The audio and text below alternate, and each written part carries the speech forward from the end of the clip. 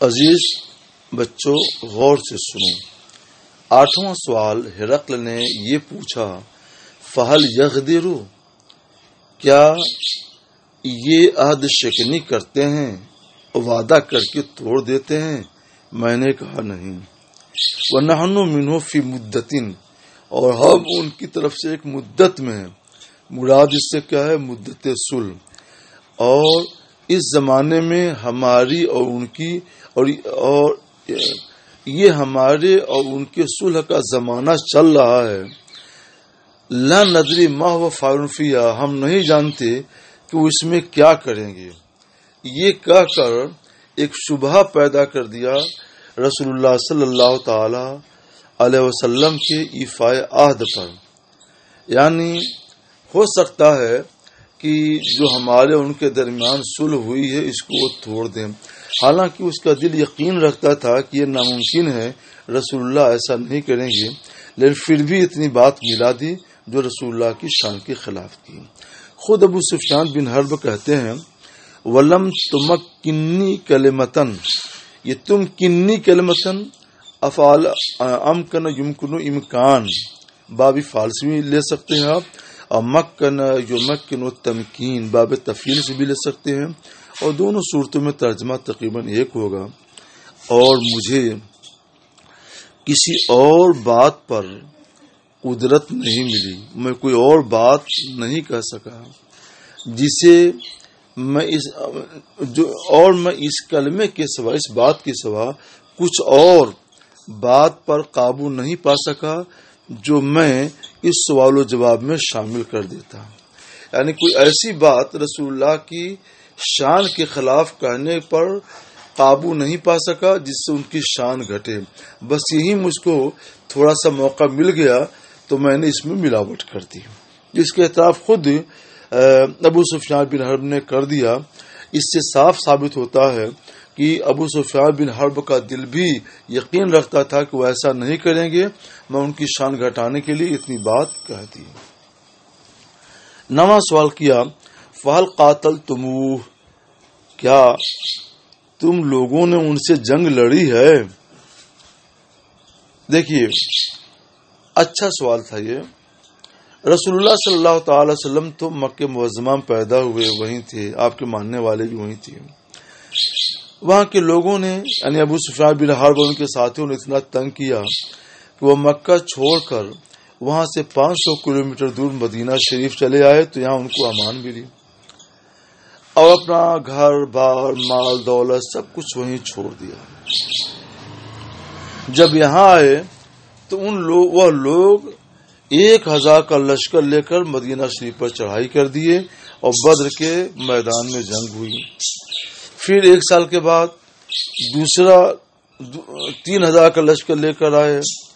پھر 2 سال کے بعد بہت لمبا لشکر لے کر کے آئے۔ اس طرح سے ان لوگوں نے کئی جنگیں لڑی۔ تو پہلی جنگ یہ سن 2 ہجری میں ہوئی ہے، دوسری سن 3 ہجری میں ہوئی ہے، اور ایک جنگ جو ہے سن 5 ہجری میں ہوئی ہے۔ اور ہر بار انہی لوگوں نے 500 کلومیٹر مکہ سے چل کر مدینہ منورہ آئے اور ان لوگوں نے رسول اللہ پر اور ان کے ماننے والوں پر حملہ کیا اور قتال کیا، جنگ لڑی۔ یہ واقعہ سن 6 ہجری کا ہے۔ اس سے پہلے یہ لوگ کئی مرتبہ حملہ کر کے اور جنگ لڑ چکے تھے، جن میں سے ایک جنگ میں وہ لوگ جیتے تھے، تقریباً مکمل طور پر نہیں جیتے تھے، 1 حصہ جیتے تھے، اور 2 جنگوں میں رسول اللہ جیت گئے تھے۔ اس بات کو ذہن میں رکھ کر کے اب سمجھیے، ہرقل نے پوچھا، فَهَلْ قَاتَلْتُمُوهُ، کیا تم لوگوں نے ان سے جنگ لڑی ہے؟ تو میں نے کہا ہاں جنگ لڑی ہے۔ تو 10واں سوال کیا، فَكَيْفَ كَانَ قِتَالُكُمْ إِيَّاهُ، تو ان کے ساتھ تمہاری جنگ کا کیا حال رہا، یعنی کون کامیاب ہوتا تھا اور کون ناکام؟ تو میں نے کہا، الحرب بیننا و بینہ سجال، سجال یہ سجل کی جمع ہے۔ سجل کہتے ہیں بڑے ڈول کو، بڑا ڈول، اس کے ذریعے کنویں سے پانی نکالا جاتا ہے۔ تو کنویں کے پاس بڑے ڈول رکھے جاتے ہیں، لوگ آتے ہیں تو جو پالے آ جاتا ہے تو وہ ڈول پر قبضہ کر لیتا ہے، پانی نکال کر کے اپنے لیے پانی لے لیتا ہے. پھر کوئی آتا ہے وہ ڈول پر قبضہ کر لیتا ہے اور وہ ڈول سے پانی نکال کر کے لے جاتا ہے. تو ڈول کا حال یہ ہے کہ یہ کبھی اس کے ہاتھ میں، کبھی اس کے ہاتھ میں، کبھی اس کے ہاتھ میں، ہمیشہ گھومتا رہتا ہے. تو ابو سفیان بن حرب نے اسی سے تشبیہ دیتے ہوئے کہا کہ میں نے کہا کہ یہ جنگ ہمارے اور ان کے درمیان ڈول کی مانند ہے. یہ نالو منا و نہ نالو من ہو، کبھی جنگ ہمارے ان کے پلے میں رہتی ہے اور کبھی جنگ ہمارے پلے میں آتی ہے، یعنی کبھی وہ کامیاب ہوتے ہیں اور کبھی ہم کامیاب ہوتے ہیں. 11واں سوال کیا ماذا یامرکم، وہ تمہیں حکم کس بات کا دیتے ہیں؟ تو میں نے کہتے ہیں اعبدوا اللہ وحدہ، ایک اللہ کی عبادت کرو. اور وہ ہمیں حکم دیتے ہیں نماز پڑھنے کا، والصدق اور سچ بولنے کا، والعفاف اور پارسائی و پاک دامنی کا. جو پارسا ہوتا ہے، پاک دامن ہوتا ہے، وہ بدکاری سے اور دوسرے گناہوں کے کاموں سے بچتا ہے. تو وہ ہمیں سچ بولنے کا حکم دیتے ہیں، پاک دامنی پارسائی کا حکم دیتے ہیں کہ بدکاری سے بچو، گناہ کاموں سے بچو، پاک دامن رہو. اور صلہ رحمی کا حکم دیتے ہیں کہ رشتہ داروں کے ساتھ اچھا سلوک کرو، ان کی مالی امداد کرو، ان کی مزاج پرسی کرتے رہو. یہ وہ حکم دیتے ہیں. 11 سوال مکمل ہو گئے. تب ابو سفیان بن حرب کہتے ہیں اس سوال و جواب کے بعد ہرقل نے ترجمان سے کہا کہ قل لہو، اب ان سے کہو. اب یہاں سے بادشاہ ہرقل نے اپنے سوالوں کی حکمت بیان کی. میں نے یہ سوال کیوں کیا، اس کی حکمت ہے. یہ سوال کیوں کیا، اس کی حکمت ہے. یہ سوال کیوں کیا، اس کی حکمت ہے. اب یہاں سے وہ یہ بیان کر رہے ہیں. تو ابو سفیان بن حرب کہتے ہیں کہ ترجمان سے کہا کہ ان سے کہو کہ میں نے تم سے رسول اللہ کے نسب کے بارے میں پوچھا تو تم نے بتایا کہ وہ تمہارے درمیان اونچے نسب والے ہیں، اور رسولوں کا یہی حال ہے کہ وہ اپنی قوم کے اونچے نسب میں بھیجے جاتے ہیں. میں نے تم سے پوچھا کہ کیا یہ بات، یعنی نبی ہونے کی بات، رسول ہونے کی بات، تم عربوں میں سے کسی نے ان سے پہلے کبھی کہی ہے؟ تو تم نے بتایا نہیں. تو میں نے دل میں سوچا کہ اگر یہ بات ان سے پہلے کسی نے کہی ہوتی، یعنی نبوت کا دعویٰ کیا ہوتا، تو میں سوچتا کہ رجل یأتسی بقول قیل قبلہ. یأتسی اس کے معنی اقتدا اور پیروی کرنے کے آتے ہیں. یقتدی کے معنی میں ہے، یتبعو کے معنی میں ہے. تو میں سوچتا کہ یہ آدمی اپنی اس سے پہلے جو دعویٰ کیا جا چکا ہے اسی بات کی پیروی میں یہ کہہ رہا ہے. یعنی چونکہ ایسے لوگ بڑے بلند رتبہ ہو جاتے ہیں تو اس لیے یہ بات آ رہا ہے جیسے پہلے کسی نے نبی ہونے کا دعویٰ کیا تو ان کا رتبہ بہت اونچا تھا تو ہمارا بھی رتبہ اونچا ہو جائے گا، اس لیے نبوت کا دعویٰ کیا ہے. بس تم نے بتایا کہ کسی نے ایسا نہیں کیا ہے. اور میں نے تم سے پوچھا کہ کیا ان کے باپ داداؤں میں کوئی بادشاہ گزرا ہے؟ تو تم نے بتایا نہیں. تو میں نے دل میں سوچا کہ اگر ان کے باپ داداؤں میں کوئی بادشاہ ہوتا تو میں کہتا کہ یہ آدمی اپنے باپ دادا کی سلطنت چاہتا ہے، مگر یہ بھی نہیں ہے. اور میں نے تم سے پوچھا کہ کیا ان کے دعوے نبوت سے پہلے تم لوگ ان پر جھوٹ کی تہمت رکھتے تھے، جھوٹا کہتے تھے؟ تو تم نے بتایا نہیں. فقط عارف انه لم يكن ليزر الكذب على الناس ويكذب على الله. تو میں نے یقین کر لیا، پہچان لیا کہ یہ صاحب لم يكن ليزر الكذب على الناس، یہ صاحب لوگوں پر تو جھوٹ بولتے نہیں ہیں، لوگوں سے تو جھوٹ بولتے نہیں ہیں. تو پھر وہ اللہ پر جھوٹ نہیں بول سکتے۔ میں نے تم سے پوچھا تھا کہ اونچے طبقے کے لوگ ان کی پیروی کر رہے ہیں یا کمزور اور دبے طبقے کے لوگ ان کی پیروی کر رہے ہیں؟ تم نے بتایا کہ کمزور اور دبے طبقے کے لوگ ان کی پیروی کرتے ہیں۔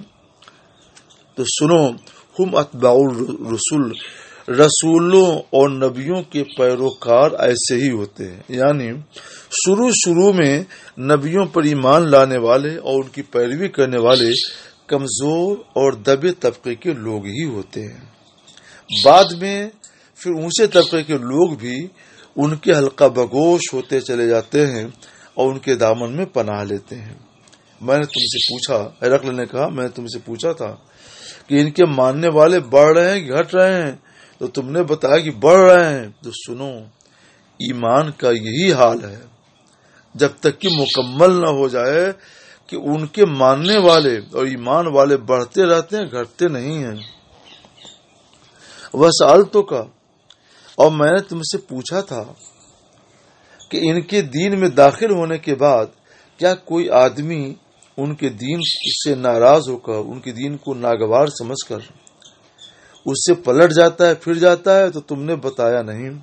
اور ایمان کا حال یہی ہے کہ حین تخالط بشاشتہ القلوب، بشاشت کے معنی تازگی، سرور، اور خالط یخالط مخالطت، گھل مل جانا، رچ بس جانا۔ اور ایمان کا حال یہی ہوتا ہے جب اس کی تازگی اور اس کی لذت دلوں کے اندر رچ بس جاتی ہے تو لوگ پھر اس کو چھوڑ کر نہیں جاتے، واپس نہیں ہوتے، پھرتے نہیں، چھوڑتے نہیں۔ میں نے تم سے پوچھا تھا حل یغدرو، کیا وہ وعدہ شکنی کرتے ہیں، وعدہ خلافی کرتے ہیں؟ تو تم نے کہا نہیں۔ سنو، رسولوں کا حال یہی ہے کہ وہ لوگ عہد شکنی نہیں کرتے۔ اور میں نے تم سے پوچھا تھا کہ وہ تم کو حکم کیا دیتے ہیں؟ تو تم نے بتایا کہ وہ تمہیں حکم دیتے ہیں کہ ایک اللہ کی عبادت کرو، اس کے ساتھ اللہ کے ساتھ کچھ بھی شریک نہ کرو، اور وہ تم کو نماز کا حکم دیتے ہیں اور صلہ رحمی کا حکم دیتے ہیں، پاک دامنی اور پارسائی کا حکم دیتے ہیں۔ تو اب سنو، جب ہرقل نے اپنے سارے سوالوں کی حکمت بیان کر دی تو اب اس نے ایک فیصلہ سنایا۔ فَإِنْ كَانَ مَا تَقُولُ حَقًّا، جو تم بات کہہ رہے ہو اگر یہ حق ہے، وہ واقعی حق ہے، فَسَيَمْلِكُ مَوْضِعَ قَدَمَيَّ هَاتَيْنِ، تو جلد ہی وہ میرے قدموں تلے کی اس زمین کے بھی مالک ہو جائیں گے، یعنی بیت المقدس کے فرمانروا ہو جائیں گے، یہ ان کے زیر نگین ہو جائے گا۔ اس وقت یہ بادشاہ ہرقل بیت المقدس میں ہی تھا، اور وہی ہوا کہ حضرت سرکار صلی اللہ علیہ وسلم کے بعد جب حضرت عمر فاروق اعظم رضی اللہ تعالیٰ عنہ خلیفہ ہوئے تو ان کی خلافت کے زمانے میں بیت المقدس فتح ہوا۔ ان کی ایک عجیب شان تھی۔ حضرت عمر فاروق جب وہاں مسلمان پہنچے تھے تو وہاں کے عیسائی عالموں نے کہا کہ تم اپنے خلیفہ کو بلاؤ، وہ آ جائیں گے، ہم کچھ بات کریں گے اور ہم کچھ نشانی دیکھنا چاہتے ہیں، نشانی دیکھ لیں گے تو دے دیں گے، نہیں صحیح نشانی نہیں پائیں گے تو نہیں دیں گے۔ یہ پیغام جب مدینہ شریف ہے تو عمر فاروق اعظم کو پہنچا تو یہ چلے، اس شان کے ساتھ چلے، سبحان اللہ۔ ایک اونٹ تھا اور آپ کا غلام ساتھ میں، تو کچھ دور تک تو یہ اونٹ پر سوار رہتے اور غلام نکیل پکڑ کر کے بیت المقدس کی طرف چلتا رہتا، اور جب یہ محسوس کرتے کہ وہ تھک گیا ہوگا چلتے چلتے تو یہ اتر جاتے، غلام کو بیٹھاتے اور اونٹ کی نکیل پکڑ کر کے یہ چلتے۔